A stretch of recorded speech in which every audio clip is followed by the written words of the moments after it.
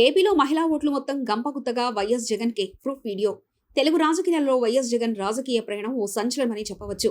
ఒక ముఖ్యమంత్రి కొడుకు అయ్యుండి తండ్రి మరణించాక దేశ ప్రధాని లాంటి మనిషిని ఎదిరించి పార్టీ స్థాపించి అక్రమ కేసులు ఎదుర్కొని జైల్లో ఉన్నారు. రాజకీయంగా ఎలాంటి ఎదురు దెబ్బలు తిన్నా వెనకడుగు వేయలేదు. 2014లో కొద్దిపాటి శాతం ఓడిపోయినా ప్రతిపక్ష నేతగా అనేక పోరాటాలు చేసి 2019లో దేశంలో ఏ పార్టీ లేని 50% కంటే పైగానే ఓటింగ్ కాబట్టి ప్రభుత్వాన్ని స్థాపించారు. సాధారణంగా అధికారంలోకి వచ్చిన నేతలు ఎన్నికల ప్రచారంలో ఇచ్చిన హామీలను గాలి కొదిలేస్తారు. 2014లో ఈ రకంగానే ప్రజలను చంద్రబాబు మోసం చేశారు. కానీ జగన్ అధికారంలోకి వచ్చాక తన 5 ఏళ్ల పాలనలో 99% హామీలను నెరవేర్చడం జరిగింది. ప్రత్యేకంగా తన పాలనలో మహిళలకు పెద్దపీట వేయడం జరిగింది.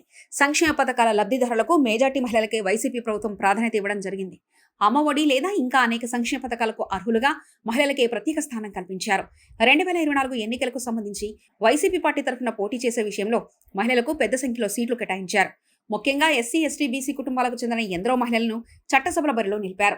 2019 ఎన్నికలతో పోలిస్తే ఈసారి 4 సీట్లు ఎక్కువగా మహిళలకు కేటాయించారు. ఈ రకంగా వైఎస్ జగన్ తాను మహిళా పక్షపాతినని నిరూపించుకున్నారు. నారా లోకేష్, పవన్ కళ్యాణ్ లాంటి ప్రముఖులపై మహిళా అభ్యర్థులనే పోటీకి నిలిపారు.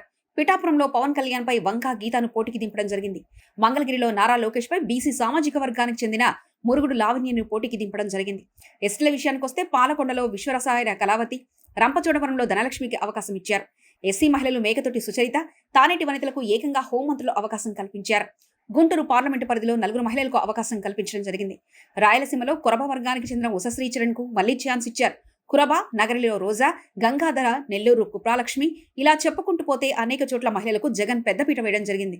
ఆంధ్రప్రదేశ్ రాష్ట్ర వ్యాప్తంగా ఓటర్ల పరంగా చూసుకుంటా మహిళా ఓట్లే అత్యధికం. దీంతో 2024 ఎన్నికల్లో మహిళా ఓట్లు వైసీపీకి బాగా కలిసి వచ్చే అంశమని రాజకీయ పరిశీలకులు విశ్లేషిస్తున్నారు. 2014 ఎన్నికల్లో డ్రాక్వా మాఫీ అని చంద్రబాబు మహిళలు మోసం చేశారు. సరిగ్గా 2019 ఎన్నికల సమయం వచ్చేసరికి పసుపు కుంకుమ అని ప్రతి మహిళ అకౌంట్లో 10,000 వేశారు.